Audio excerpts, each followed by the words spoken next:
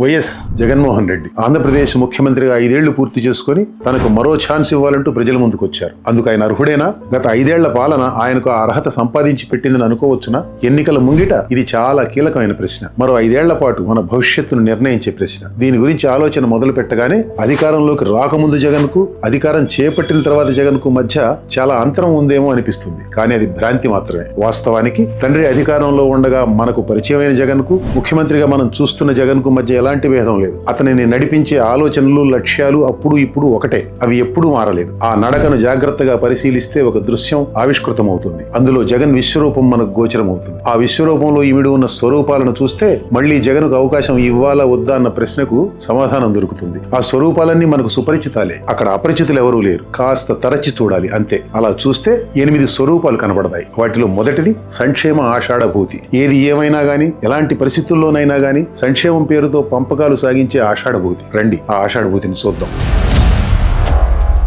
అభివృద్ధి, సంక్షేమం సమాంతరంగా నడిస్తేనే సమాజం ముందుకు వెళుతుందన్న మాటను అందరూ అంగీకరిస్తారు. వైఎస్ జగన్ ఆంధ్రప్రదేశ్ ముఖ్యమంత్రిగా పాలనా పగ్గాలు చేపట్టిన తర్వాత ఈ ఫిలాసఫీ మారిపోయింది. ఇది ముందే ఆలోచించి పెట్టుకున్న వ్యూహం. దాని ప్రకారం నగదు పంపిణీ హామీలతో నవరత్నాలనే మేనిఫెస్టోను బయటకు వదిలారు. వాటి అమలుకు నేరుగా లబ్ధిదారుడి బ్యాంక్ ఖాతాలో నగదు జమ చేసే డీబీటీ దారి ఎంచుకున్నారు. ఆ దారిన జగన్ బటన్ నొక్కడం మొదలైంది. ఎక్కువసార్లు బటన్ నొక్కడం కోసం పంపిణీ విడతలుగా విభజించారు. ఆ కార్యక్రమానికి ప్రజల సొమ్ముతో పెద్ద ఎత్తున ప్రచారం కల్పిస్తూ వచ్చారు.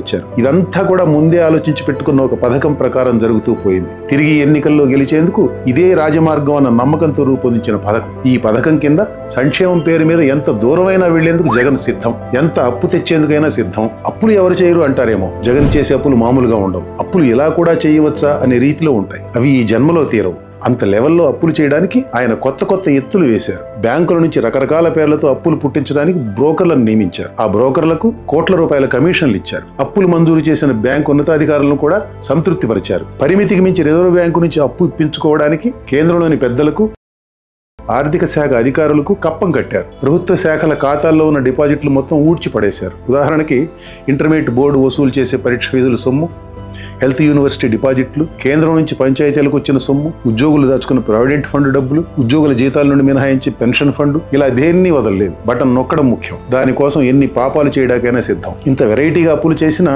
ఇప్పుడు బటన్ నొక్కుడుకు సరిపడా కాసులు లేక లబ్ధిదారుల ఖాతాల్లోకి అరకొరగా విడతలుగా వదులుతున్నారు. ఇక అభివృద్ధికి ఎక్కడి నుంచి వస్తాయి నిధులు? నవ్యాంధ్ర ప్రగతి గురించి, సంపద సృష్టి గురించి, పిల్లల భవిష్యత్తు గురించి, రేపటి గురించి ఏమాత్రం ఆలోచించకుండా కేవలం అప్పులు తెచ్చి ప్రభుత్వ శాఖల్లోని డబ్బును దొంగిలించి బటన్ నొక్కడం. బటన్ నొక్కాను కాబట్టి నాకు ఓట్లేకి ఏం చేస్తారనే రుబాబును చూశారు.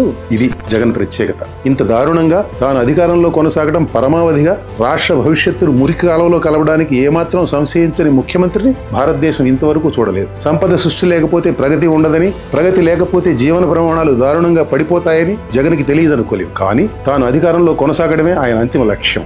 దానికి సమాజం బలైపోయినా పర్వాలేదు. వ్యవసాయాన్ని, పరిశ్రమలను, సేవల రంగాన్ని ప్రోత్సహించి తద్వారా సంపద సృష్టించి ఉపాధి కల్పించి సమాజం పురోగతికి బాటలు వేయడం ఆయన ఎజెండాలో లేదు. ఎన్నికల్లో ఖచ్చితంగా గెలవాలంటే అది దారి కాదని ఆయన భావించారు. దానికన్నా నగదు పంపకాలు చేసుకుంటూ వెళితే వాటికి అలవాటు పడిన జనం తనను తప్పక గెలిపిస్తారనేది ఆయన ఫిలాసఫీ. ఆ ప్రకారమే గత 5 ఏళ్లుగా జగన్ పాలన సాగింది. బటన్ నొక్కే కార్యక్రమం, దానికి నిధులు సమీకరించడం, ఇది ఒక్కటే పనిగా నడిచిన ఇలాంటి ప్రభుత్వం ప్రపంచంలో మరెక్కడా కనపడదు. ఆ ప్రభుత్వానికి నాయకత్వం వహించిన జగన్ అందుకు సిగ్గుపడరు కూడా. తాను ఎన్నిసార్లు బటన్ నొక్కింది ఆయన ఎన్నికల ప్రచార సభల్లో ఘనంగా చెప్పుకుంటున్నారు. దానివల్ల మీ ఇంట్లో మంచి జరిగిందనుకుంటే మీ బిడ్డను ఆశీర్వదించండి అని అడుగుతున్నారు. ప్రతిపక్షాలను ఆడిపోసోవటానికి అదనంగా జగన్ ఎన్నికల సభల్లో చెబుతున్నది బటన్ నొక్కడం ద్వారా తాను ప్రజలకు మంచి చేశారన్న మాట ఒక్కటే. చెప్పుకోవడానికి ఆయన పాలనలో మరేమీ లేదు. ఆ ఒక్క మాట చెప్పుకోవడం కోసం ఎక్కడెక్కడి డబ్బు పోగేసుకొచ్చి అడ్డగోలుగా అప్పులు చేసి బటన్ నొక్కుతూ పోయారు. అభివృద్ధి ఊసేలేని ఇలాంటి బూటకపు సంక్షేమాన్ని మనం మరెక్కడా చూడం. ఆంధ్ర సమాజాన్ని తానెంత కొంగదీస్తున్నది,